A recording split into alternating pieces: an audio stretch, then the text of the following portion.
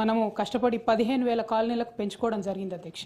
So ఇప్పుడు గౌరవ మంత్రివర్యులని మేము రిక్వెస్ట్ చేసేది ఏంటంటే ఈ హనీబీ కాలనీస్ని ఎస్పెషలీ ఆసిఫాబాద్, భద్రాచలం ఇట్లాంటి ఏరియాస్లో కనుక పెంపకం చేసినట్టయితే చాలా మంచి రిజల్ట్ ఉంటుంది. అట్లానే గిరిపుత్రులందరికీ కూడా సహాయం చేసినట్టు ఉంటుంది అనేటటువంటి ఒక ఆలోచనతో అడుగుతా ఉన్నాం అధ్యక్ష. అట్లానే నల్గొండ బత్తాయి తోటలు ఎక్కువ ఉంటాయి అధ్యక్ష తమ సొంత జిల్లాలో. మరి అక్కడ కూడా ఇంటర్లేసింగ్ క్రాప్గా ఇది పనికొచ్చేటటువంటి ఆస్కారం ఉంటుంది కాబట్టి గౌరవ మంత్రివర్యుల్ని దీని మీద శ్రద్ధ పెట్టవలసిందిగా నేను రిక్వెస్ట్ చేస్తున్నా అధ్యక్ష. అట్లానే నేను ఇంకొక ప్రశ్న అడిగాను అధ్యక్ష, పట్టు పరిశ్రమకు సంబంధించి అంటే మల్బరీకి సంబంధించి చేయాల్సినటువంటి సాగు గురించి అడగడం జరిగింది అధ్యక్ష. దానిలో కూడా శోచనీయమైనటువంటి అంశం ఏంటంటే మా నేతన్నలకు రైతన్నలకు పనికొచ్చేటటువంటి అంశంలో కూడా ప్రభుత్వం మరి 16 కోట్లు బడ్జెట్లో పెట్టింది, కానీ ఏమాత్రం కూడా రీసెర్చ్ ఇన్స్టిట్యూట్ పెట్టేటటువంటి ఇంట్రెస్ట్ లేదని చెప్పడం కొంచెం శోచనీయం అధ్యక్ష. అంతకుముందు కేసీఆర్ గారు అధికారంలో ఉన్నప్పుడు ఉమ్మడి ఆంధ్రప్రదేశ్లో సాగు లేకుండే అధ్యక్ష, మల్బరీ సాగు పూర్తిగా లేదు.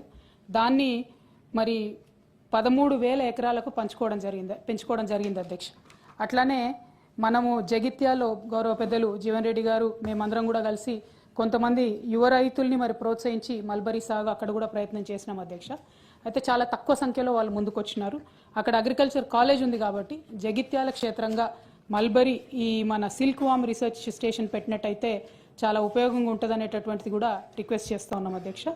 గౌరవ మంత్రివర్యులు దృష్టికి తీసుకురావాల్సినటువంటి మరొక ముఖ్యమైనటువంటి అంశం ఏంటంటే ఇప్పుడు ఈ సెరికల్చర్ డిపార్ట్మెంట్లో అధ్యక్ష 650 వరకు అలాటెడ్ జాబ్స్ ఉన్నాయి అధ్యక్ష.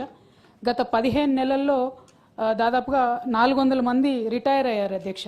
సో వారి స్థానంలో మన కాకతీయ యూనివర్సిటీలో అధ్యక్ష పీజీ డిప్లొమా ఉంది సెరికల్చర్లో. అక్కడ ఉన్నటువంటి పిల్లలకి ఉద్యోగాలు ఇవ్వాల్సిందిగా కోరుతా ఉన్నాం అధ్యక్ష. వాళ్ళు కూడా ధర్నాలు దీక్షలు చేసేటటువంటి పరిస్థితిలో ఉన్నారు కాబట్టి ఈ కాకతీయ యూనివర్సిటీలో ఉన్నటువంటి పిల్లలకు ఇది ఇవ్వాలని కోరుతా ఉన్నాం అధ్యక్ష. అట్లానే ఇంకొక తమ దృష్టికి తీసుకురావాల్సింది రీలింగ్ ఇండస్ట్రీ అని ఉంటుంది అధ్యక్ష. ఆ రీలింగ్ ఇండస్ట్రీలో నుంచి మనము పట్టు తీసుకోవడం జరుగుతుంది అధ్యక్ష. మీ అందరికీ తెలుసు పోచంపల్లి, ఇక్కత్తు, గద్వాలు, నారాయణపేట వీటన్నిటికీ కూడా మనకు జిఐ ట్యాగ్ ఉంది అధ్యక్ష. ఆ జిఐ ట్యాగ్ ఉన్నటువంటి ఈ చోటంతటి కూడా మనం బెంగళూరు నుంచి మరి పట్టును ఇంపోర్ట్ చేసుకుంటా ఉన్నాం అధ్యక్ష. దానివల్ల పట్టు చీరలు నేసేటటువంటి నేతన్నలకు కూడా అదనపు భారం పడుతూ ఉంది అధ్యక్ష.